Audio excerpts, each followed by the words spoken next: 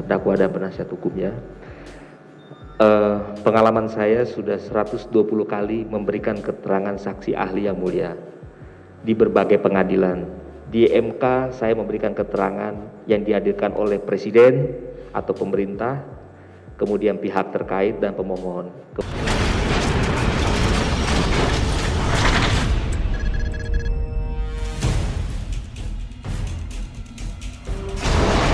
Baik, nama lengkap ahli Muhammad Ruliandi, SHMH. Lahir di Jakarta 26 Juli 1986.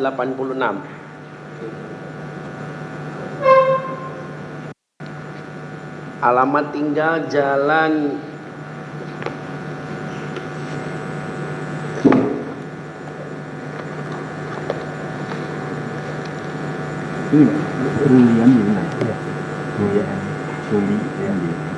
Jalan RM Kahfi 1 Kapling 27 nomor 8A Jagakarsa, Cipedak, Jakarta Selatan. Agama Islam, kerjaan dosen hukum tata negara dan advokat. Kemudian saudara melampirkan ini surat tugas dari Universitas Pancasila ya, untuk hadir di persidangan ini Kamis 25 Agustus 2022 ya.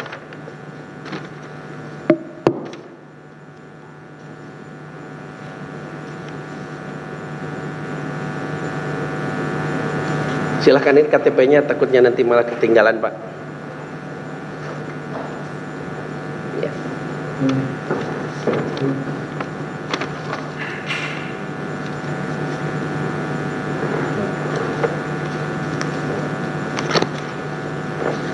Kemudian dari kurikulum vitae yang diserahkan,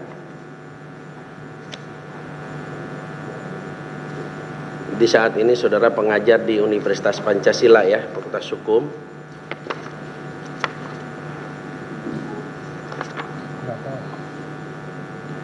Kemudian pengalaman menjadi ahli dalam persidangan cukup banyak ini, di pengadilan negeri maupun tun ya.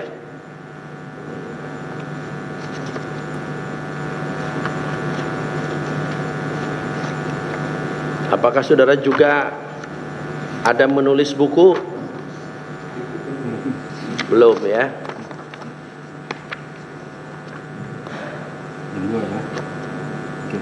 Jadi saudara dihadirkan di sini sebagai ahli apa? Hukum tata negara. Baik, sebelum memberikan keterangan, saudara kami sumpah dulu ya.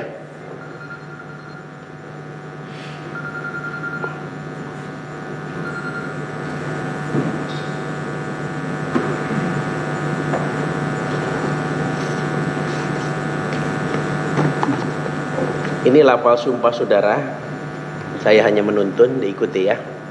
Bismillahirrahmanirrahim. Demi Allah saya bersumpah sebagai ahli dalam perkara ini akan memberikan pendapat atas soal-soal yang dikemukakan menurut pengetahuan saya dengan sebaik-baiknya. Jadi ahli hukum tata negara ya, saudara tentu nanti dimintai pendapatnya ya, jadi jangan sampai nanti terombang-ambing atas pertanyaan-pertanyaan sehingga masuk ke menjadi saksi fakta, itu yang harus dihindari ya. Cukup pendapatnya aja. Karena ini ahli dari penuntut umum, kami persilakan untuk kesempatan pertama, silakan.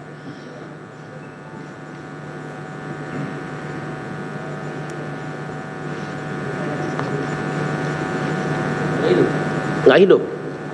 Waduh, mana teknisnya Pak Dani? Ini hidup. Oh ini. Iya itu. Hidupnya nggak bisa bareng. Oh ini. Ya. Terima kasih Majelis Hakim yang kami hormati. Ya. Terima kasih Saudara Ali sudah hadir dalam persidangan hari ini. Ya. Mungkin saya akan mempertanyakan kepada Saudara Ali. Mungkin Saudara Ali pernah pengalaman dalam persidangan ataupun di luar persidangan sebagai keahlian Saudara sebagai hukum tata negara, yang mana mungkin Saudara bisa menjelaskan dulu pengalaman apa saja yang pernah Saudara berikan dalam misal ada di persidangan maupun di luar persidangan. Bisa Saudara Ali jelaskan di mana saja tempatnya? Ada mic-nya.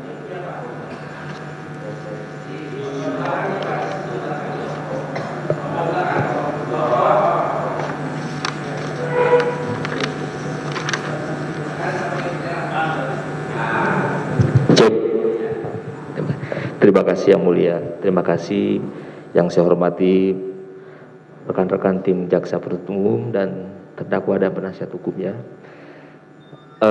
Pengalaman saya sudah 120 kali memberikan keterangan saksi ahli Yang Mulia di berbagai pengadilan.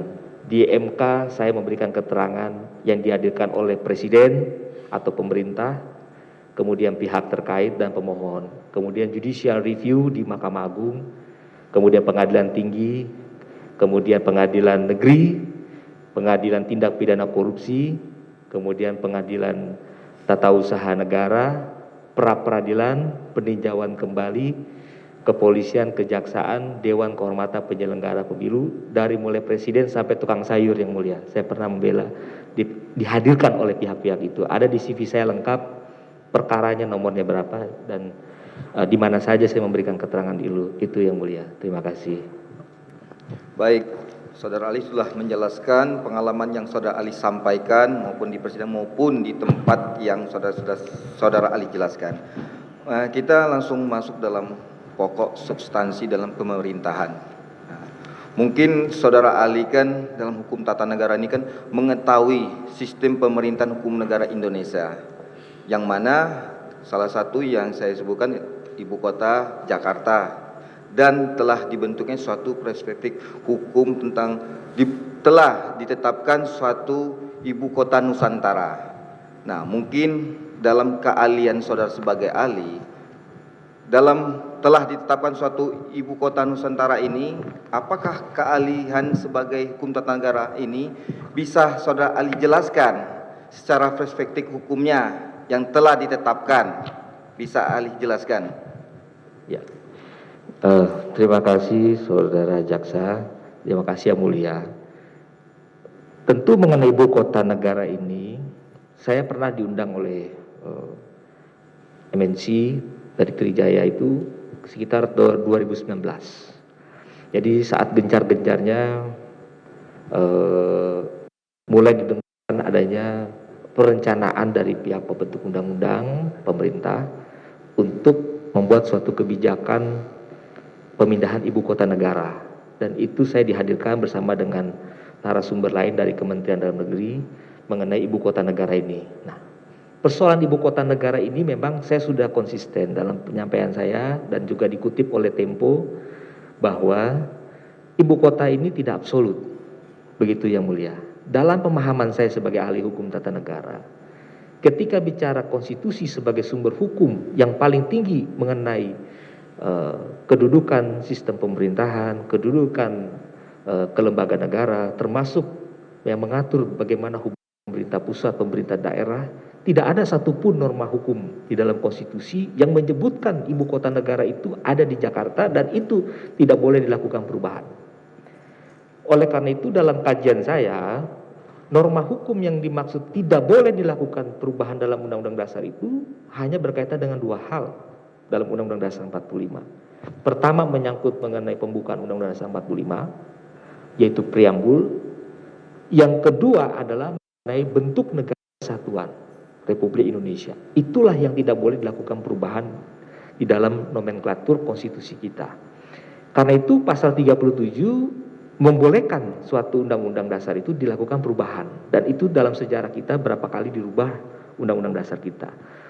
Nah, berkaitan dengan konsepsi dasar mengenai ibu kota negara dalam bidang keahlian hukum tata negara tentu itu menjadi salah satu lingkup kajian pendekatan ilmu hukum tata negara, karena ibu kota negara tidak bisa lepas dari pemerintahan, tidak bisa lepas dari yang namanya batas wilayah.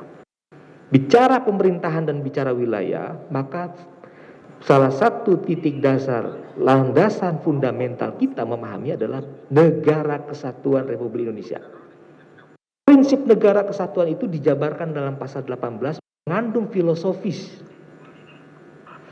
Pertama, Negara Kesatuan Republik Indonesia dibagi menjadi wilayah, dan wilayah dibagi menjadi provinsi dan kabupaten kota. Artinya, ada kata dibagi, bukan kata terdiri dari atau terdiri atas. Filosofinya adalah lebih dulu mana negara dengan wilayah. Undang-Undang Dasar ingin mengatakan bahwa legitimasi yang paling benar, negaranya dulu ada, baru ada wilayahnya. Karena itulah menurut C.F. Strong, negara kesatuan itu hanya ada pembentuk undang-undangnya di pemerintah pusat. Jadi kita tidak mengenal pembentukan undang-undang itu didelegasikan kepada pemerintah daerah. Itu terbukti dalam undang-undang pemerintahan daerah bahwa pemerintahan daerah itu termasuk kepala daerah dan DPRD. Meskipun DPRD memiliki fungsi controlling atau fungsi pengawasan, tapi dia bagian dari pemerintahan daerah. Dia tidak memiliki fungsi yang namanya pembentukan undang-undang. Nah, berkaitan dengan wilayah tadi, Negara Kesatuan Republik Indonesia dibagi menjadi wilayah provinsi, dan wilayah provinsi dibagi lagi menjadi wilayah kabupaten kota, maka itu harus dituangkan dalam suatu instrumen namanya kebijakan open legal policy, yaitu diserahkan kepada pembentuk undang-undang yang mulia. Karena itu pembentuk undang-undang ketika merumuskan pembagian wilayah, yaitu daerah, suatu provinsi, pemekaran, penggabungan, termasuk pemindahan ibu kota, itu wajib dituangkan dalam suatu instrumen undang-undang. Ya. Belum lama, 3 bulan lalu saya menjadi ahlinya Presiden yang mulia di Mahkamah Konstitusi untuk mengenai Otsus Papua yang lagi rame kemarin-kemarin. Itu undang-undangnya dirubah, undang-undang otonomi khusus. Jadi saya dengan Profesor Yusril Iza Mahendra. Nah, itu juga memberikan dampak, terjadi beberapa Papua yang dibagi menjadi beberapa daerah-daerah di sana. Artinya apa? Ibu kota negara itu diatur lebih lanjut dalam undang-undang. Ketika diatur dalam suatu instrumen undang-undang, maka itu menjadi kewenangan undang-undang yang disebut open legal policy. Kecuali pada prakteknya pada saat itu, memang setelah kemerdekaan, di awal-awal kemerdekaan, ada situasi keadaan darurat. Ya, that's not right. Di mana pemerintah pusat itu, pusat pemerintahan itu, dia beralih ke beberapa tempat di Jogja, kemudian pemerintahan darurat di Bukit Tinggi pada saat itu. Karena ada satu alasan kondisi yang sifatnya omstandigheden.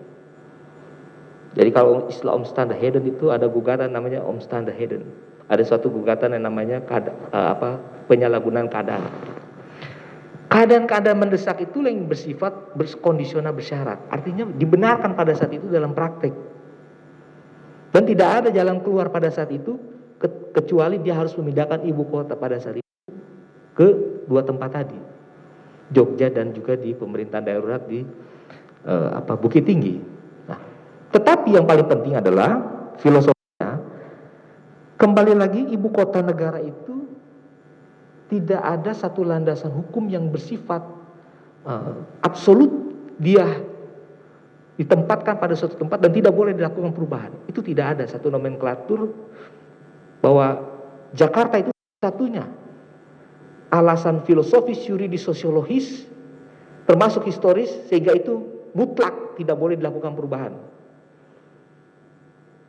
Meskipun Jakarta banyak sekali sejarah-sejarah kemerdekaan dan pusat-pusat pemerintahan itu disebutkan secara implisit juga dalam mengenai MPR itu bersidang sedikitnya sekali dalam 5 tahun di ibu kota negara. Hanya di ibu kota negara, yang kebetulan ibu kotanya itu adalah Jakarta. Bukan Jakarta adalah ibu kota negara yang bersifat tetap dan permanen. Tidak ada kata-kata itu. Itu berbeda frasenya.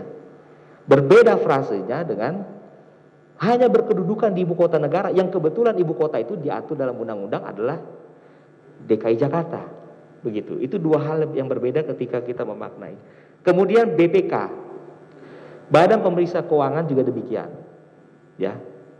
Berkedudukan di Izin. Ya. Oke. Potong siap. Ya, baik majelis. Ya. Mungkin saya lanjutkan Saudara Ali ya. Tadi Saudara Ali bilang ada wajib dikeluarkan instrumen undang-undang dalam kelayakan atau ditetapkan suatu ibu kota Nusantara. Dalam kajian Saudara, pasti ada hal-hal yang disampaikan dari masyarakat maupun publik yang sekarang menyoroti pembangunan IKN tersebut. Apakah dalam kajian hukum tata negara ini ada hal-hal yang cacat secara formil atau tidak dalam pembentukan ibu kota Nusantara tersebut? Karena kan keahlian hukum tata negara ini mengatur sistem tentang pemerintahan. Nah, mungkin bisa mengkaji hal tersebut, bisa disampaikan? Ya. Mengenai proses dalam pembentukan ini, saya kira ini menjadi ranah kewenangan Mahkamah Konstitusi sebagai peradilan yang punya kompetensi menguji suatu proses pembentukan. Proses pembentukan dimulai dari perencanaan sampai dengan dia diundangkan dalam sebuah lembaga negara. Itu sudah diuji secara formil undang-undang ini dengan putusan MK nomor 34 PUU 20 2022. Artinya yang dimohonkan oleh para pemohon ini ya, ada Din Samsudin, ada Azumati Azra dan lain sebagainya, ini mempersoalkan mengenai formalitas. Salah satunya adalah ada yang kita lihatkan dengan istilahnya right to consider dan right to kewenangan untuk dipertimbangkan dan kewenangan untuk mendapat explain, mendapat penjelasan. Dan Mahkamah sudah membuat dalam pertimbangannya di halaman 221 bahwa pembentuk undang-undang sudah melakukan kegiatan, yaitu rapat dengar pendapat umum, audiensi, konsultasi publik, kunjungan kerja, stakeholder, dan menindaklanjutinya ke dalam daftar inventarisasi masalah. Artinya undang-undang ini dinilai tidak ada cacat formil. Jadi semua aspirasi publik pada saat itu sudah diakomodir oleh pembentuk undang-undang dan sudah diuji kepada peradilan Mahkamah Konstitusi. Jadi sudah clear ya. Jadi kita mengatakan tidak ada masalah terhadap proses pembentukan ini, dan itu sudah diundangkan dalam lembaga negara, artinya semua orang dianggap tahu sifatnya erga omnes ya, an either wajib diundangkan dalam negara-negara, artinya berlaku teori fiksi tadi. Jadi sudah dianggap tahu seluruh masyarakat undang-undang ini tidak ada masalah ketika diuji di MK. Baik. Jadi artinya di dalam sistem hukum tata negara batasan-batasan demokrasi itu ada ya? Ada, maksudnya. betul. Dan ditetapkan dengan undang-undang. Iya, kadang ini ada undang-undang ITE, mungkin salah satunya itu. Mungkin ada ilustrasi sedikit ya, misalnya ada seorang wartawan atau jurnalis dalam hal misalnya sebagai narasumber atau apa, dia menyampaikan suatu kritikan atau menyatakan pendapat yang misalnya dari pernyataannya tersebut membuat ada ketersinggungan lah dari masyarakat daerah tertentu. Pertanyaan saya, apakah kegiatan atau yang disampaikan wartawan itu biasanya kan wartawan, wah itu kan sekarang negara demokrasi, semua bisa ngomong apa aja, semua bebas ngomong apa aja. Nah itu maksudnya secara perspektif hukum tata negara, gimana melihat batasan-batasan itu? Apakah ini, wah ini harus melenceng dari undang-undang dalam hal apa kebebasan menyampaikan pendapat ke umum? Bisa ahli jelaskan terkait peran wartawan tersebut? Terima kasih. Tentu setiap warga negara ada undang-undang yang membatasi itu, yaitu undang-undang ITE ya, berlaku bagi setiap warga negara. Nah, ada juga undang-undang mengenai kebebasan pers dan sebagainya, termasuk juga undang-undang nomor 1 tahun 46, itu juga berkaitan dengan dampak dari akibat menimbulkan keonaran tadi, yang itu mungkin bisa disebabkan berbagai faktor kan begitu. Apakah itu bisa dilakukan dari ujaran kebencian, kemudian disampaikan melalui media dan sebagainya. Tetapi undang-undang yang berkaitan dengan itu filosofinya cuma satu, bagaimana setiap warga negara itu menghormati pasal 28J ayat 2, dan negara memberikan fasilitas itu pasal 28J ayat 2 Undang-Undang 45. Bahwa ada kewajiban, ada prinsip hak. Itulah yang dipakai dalam prinsip asas keseimbangan dalam kebebasan menyampaikan pendapat. Di dalam undang-undang tentang kebebasan menyampaikan pendapat itu ditekankan ada asas keseimbangan hak dan kewajiban. Nah, masing-masing setiap warga negara paham posisi dia sebagai apa. Saya berbicara sebagai misalnya sebagai media, wartawan, apakah saya berbicara sebagai warga negara, tentu dia harus menyadari kewajiban-kewajiban dia. Tidak boleh dia bertentangan dengan kewajiban yang ada dalam Undang-Undang Dasar 45 misalnya. Tidak boleh memecah belah persatuan bangsa, ya kan? Kemudian suku, agama, ras, begitu ya. Nah, itu adalah bagian dari kewajiban. Meskipun dia punya hak, tapi ada keseimbangan. Dan tergantung posisi dia sebagai apa. Karena dia wajib tahu posisi dia ketika dia berbicara. Negara hukum tidak peduli. Oh, saya nggak tahu undang-undang itu, nggak ada urusan begitu. Orang bawa motor sekalipun kalau dulu lampunya nggak nyala, undang-undang lalu lintas, pasti diberhentiin. Saya nggak tahu undang-undang itu. Nggak ada undang-undang bilang nggak tahu. Semua dianggap tahu, karena itu teori undang-undang fiksi. Dan ada word geachte wet kenen. Setiap undang-undang diundangkan dalam lembaga negara, maka semua orang dianggap tahu. Meskipun ada orang bilang itu nggak tahu, tidak boleh. Gitu. Dari saya cukup yang mulia, terima kasih. Ya.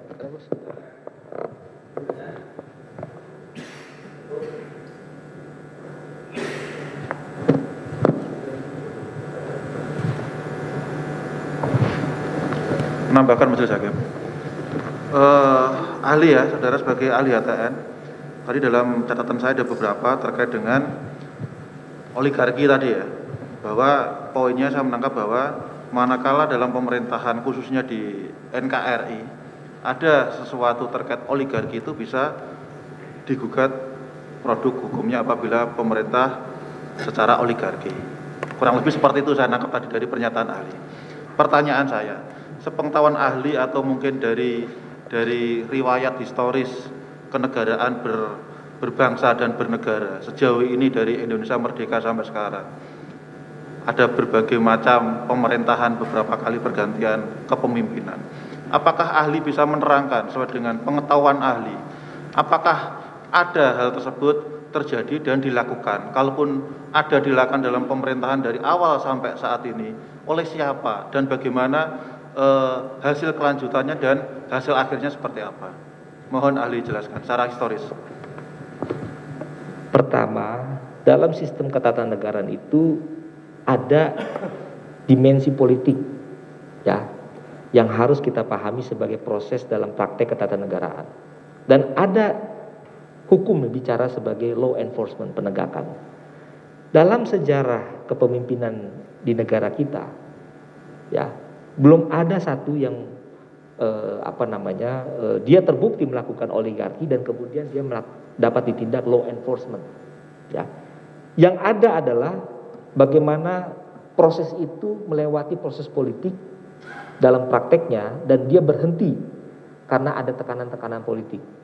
Ya, contoh misalnya ketika kita bicara mengenai kepemimpinan Bung Karno, ya, waktu itu ada tekanan-tekanan politik setelah TAP MPRS itu ditolak. Karena MPR itu lembaga politik, yaitu representasi bagi semua kelompok golongan politik, kemudian golongan perwakilan dari berbagai kelompok masyarakat dan sebagainya. Yang pada akhirnya dia harus melepaskan jabatan itu dan digantikan oleh Presiden Soeharto.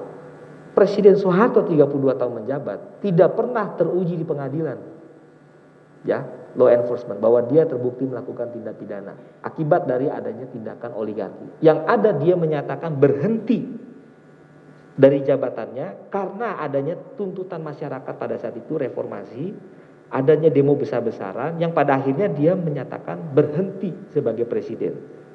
Ya, jadi ada istilahnya dia melepaskan jabatan atas keinginan sendiri. Jadi tidak melalui proses MPR tadi. Nah, dalam perjalanan itu tidak bisa dikatakan adanya kejadian oligarki, meskipun menjadi catatan bahwa selama pemerintahan Orde Baru banyak kelemahan-kelemahan yang harus diperbaiki sistemnya. Beda, ya. Ketika sistemnya itu belum baik, maka pasti menimbulkan praktek yang kurang maksimal dan cenderung itu menjadi perbuatan-perbuatan yang tidak sesuai dengan tujuan cita-cita bangsa negara kita. Tetapi ketika itu diperbaiki melalui reformasi secara keseluruhan, komprehensif, merubah Undang-Undang Dasar 45, merubah sistem pemerintahan kita, memperkuat presidensial, membatasi masa presiden, mencantumkan lembaga-lembaga baru, menghidupkan KPK, menghidupkan penegakan hukum, memperkuat DPR sebagai lembaga kontrol pengawasan. Nah, itulah ada prinsip-prinsip reformasi untuk memperbaiki sistem kita. Jadi sepanjang reformasi sampai dengan hari ini belum pernah ada, ya tadi sesuai dengan pertanyaan, presiden kita yang melakukan oligarki. Hanya sistem-sistem itu diperbaiki supaya memperbaiki praktek-praktek sejarah ketatanegaraan kita yang sebelumnya, begitu. Karena suatu negara pun tidak ada yang sempurna di dalam penerapan sistem ketatanegaraan yang ada. Saya menangkap maksud ahli. Ya.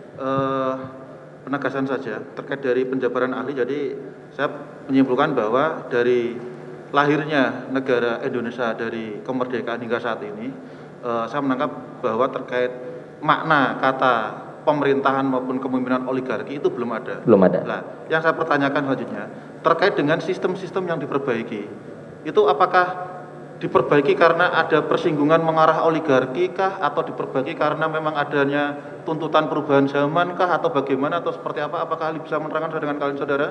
Ya, tentu yang namanya keberadaan korupsi, kolusi, nepotisme itu di seluruh dunia pasti ada. Iya, maksudnya bukan di Indonesia saja. Dan poinnya terkait dengan tadi ahli menyatakan bahwa sistem-sistem diperbaiki. Iya. Lah, sistem diperbaiki itu, apakah ada juga ahli bisa mengetahui bahwa terkait dengan kalian sudah di hukum tata negara itu ada beberapa perubahan-perubahan sistem tadi.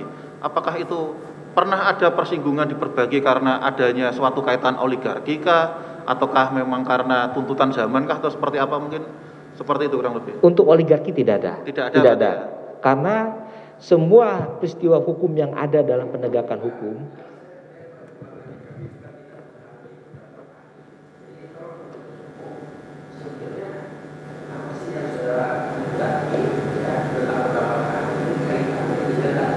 siap.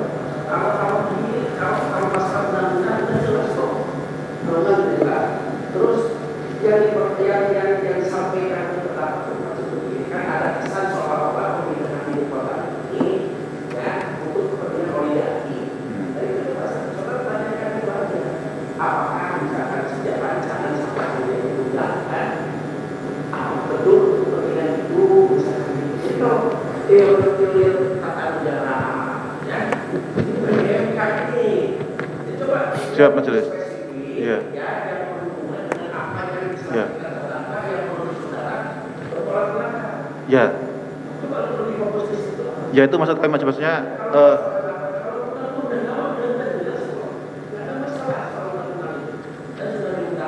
Oke, terima kasih majelis. Jadi kami juga yang menurut saudara itu yang begini pendapat aku bagaimana? Walaupun tidak boleh langsung tertapanya. Pemindahan ibu kota ini untuk kepentingan oligarki, apakah itu akan misalkan tersirat maupun tersurat? Maknanya misalkan dalam beberapa pasal seperti itu. Begitu Pak. siap. Ya majelis. Siap. Siap. Terima kasih majelis. Selanjutkan ya ahli ya. Jadi kami biar nggak masuk ke fakta majelis maksudnya itu. ya. Saya lanjutkan. Tadi ahli juga menyatakan terkait dengan check and balance, kan seperti itu.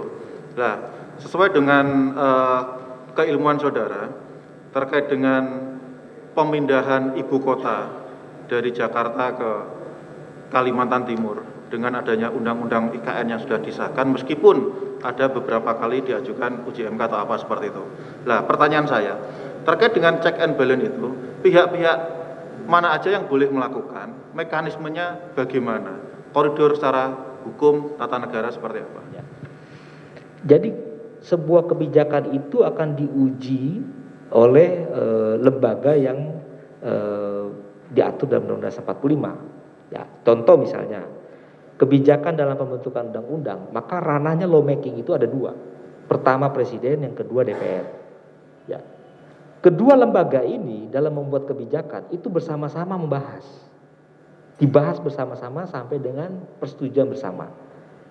Ketika kita menguji kebijakan itu, apakah ini ada syarat kepentingan politis misalnya, kepentingan dari kelompok-kelompok tertentu dalam pemindahan ibu kota, karena ini mungkin dianggap oleh beberapa kelompok masyarakat, DKI Jakarta ibu kotanya pindah kan begitu ya, sangat menghebohkan pasti, karena ini berdampak langsung kepada warga negara, khususnya warga Jakarta maupun seluruh warga negara Indonesia yang ada di seluruh Indonesia, karena terjadinya pemindahan ibu kota negara kan begitu.